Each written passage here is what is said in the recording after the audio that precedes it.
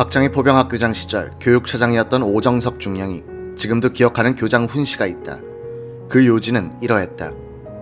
위관 장교는 발로, 영관은 머리로, 장군은 배짱으로 일하는 겁니다. 위관은 항상 사병들과 더불어 먹고 자고 발로 뛰면서 일해야 합니다. 영관 장교는 머리를 짜서 자기 분야에 전념해 정보를 수집하고 분석해 상관에게 A안, B안을 제시한 다음 각각의 장단점을 설명하고 저는 이런 이유에서 어느 안을 추천합니다 라고 건의할 수 있어야 합니다. 영관 장교는 전문가적 식견을 갖추어 참모로서 지휘관을 보필할 수 있어야 한다는 말입니다. 장군은 참모로부터 추천받은 안을 선택하는 결심을 한 다음 배짱으로 밀고 나가는 겁니다. 장군은 관리자이지 기능인이 아닙니다. 매주 월요일 오전엔 교장실에서 참모 브리핑 시간이 있었다. 한 달쯤 지나면서부터 참모들이 땀을 뻘뻘 흘리는 시간이 됐다. 박정희는 큰 소리나 욕설 없이 부하들을 꼼짝 못하게 만들어버린 것이다. 예컨대 유류 현황을 참모가 보고하는 것을 조용히 듣고 있던 박정희는 이렇게 말한다. 이봐, 지난주엔 232드럼 남았다고 했는데 오늘까지 추가 소모가 없었는데 왜 잔고가 212드럼이 됐어? 20드럼은 어떻게 된 거야?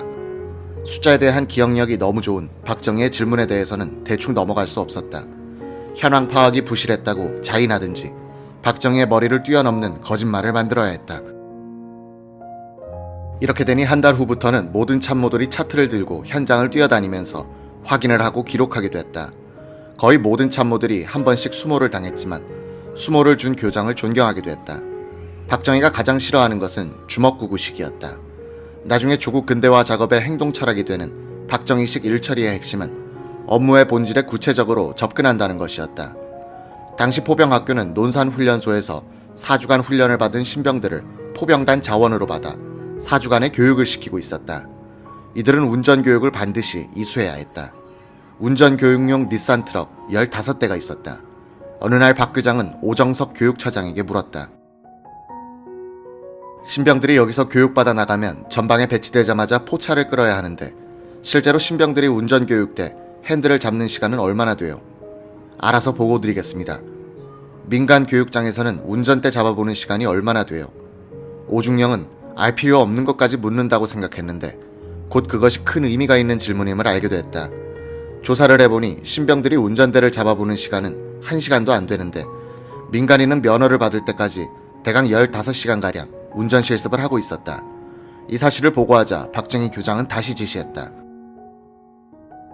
그러면 민간 차원으로 교육 수준을 끌어올리는데 추가로 필요한 교육기간, 차량, 유류 소모량, 그리고 예산이 얼마인지 산출해서 보고하시오. 오종석 중령은 추가 소요를 작성하여 학교장에게 올렸고 박정희는 육군본부 회의에 참석해 이를 건의했으나 성사되지는 않았다. 광주 포병학교장 박정희 준장은 1955년 4월 24일에는 학생대대 중대장 최충렬 대위의 결혼식 주례를 섰다. 학생대장 홍종철 중령이 박 교장에게 부탁해 이루어졌다.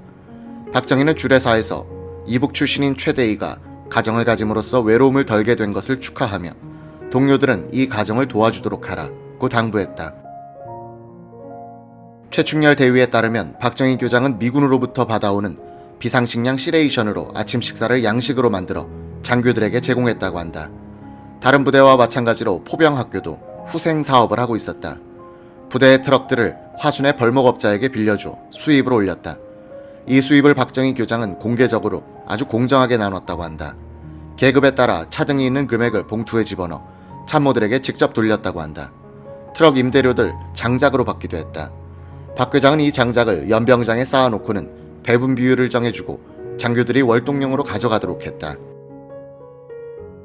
박정희는 포병학교에서 그 뒤 25년간 동반자가 될 당번병 박환영 일병과 운전병 이타관 상병을 만났다.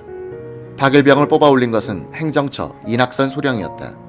박환영은 말을 건네기가 힘들 정도로 무섭게 보이던 박정희가 알고 보니 그렇게 자상하고 따뜻할 수 없는 사람이라는데 놀랐다고 한다. 박정희는 처음 2달가량을 박병사라고 부르더니 그 뒤로는 환영아라고 했다. 박정희가 고향을 물어 옥천입니다 라고 했더니 옥천이면 내 장인 알겠네 라고 했다. 박정희는 잘 만났다면서 퇴근길에 박환영 일병을 데리고 관사로 갔다. 관사는 넓고 낡은 일본식 목조 건물이었다. 응접실과 욕실까지 있으니 서울 고사북동 시절보다는 한결 좋아진 셈이다. 유경수와 그네는 당번병 박환영을 아저씨라고 불렀다. 뜰에는 서너 그루의 향나무가 자라고 있었고 그 아래엔 탁구대가 있었다. 박정희와 유경수는 일요일에는 탁구를 즐겼다. 박정희는 당번병을 결코 하인처럼 대하지 않고 식구처럼 대했다. 최근까지도 신당동의 박정희 사저 관리인이었던 박환영은 이렇게 말했다. 그분은 아무리 잘못해도 처음 한두 번은 지적하지 않습니다. 세 번째쯤 실수하면 그때는 납득할 만큼 따끔하게 나무라시죠. 저에게는 평생 그런 식으로 말씀하신 적도 없었습니다. 박정희는 그때 공작 담배를 즐겨 피웠고 커피를 좋아했다. 그리고 항상 책을 손에서 떼지 않았다. 박환영에 이어 운전병으로 뽑혀왔다가 11.6 사건 때까지 박정희를 모신 이타관 상병은 두 사람이 오랫동안 인연을 유지할 수 있었던 것은 그분이 인간차별을 하지 않았기 때문이다 라고 생전에 말한 적이 있다. 박정희는 술을 마시러 갈 때도 무작정 기다리게 하지 않고 몇 시까지 다시 오라고 배려해 주었다. 이타관, 박환영 두 사람은 관사의 한방에서 같이 기거하며 유경수가 해주는 식사를 했다.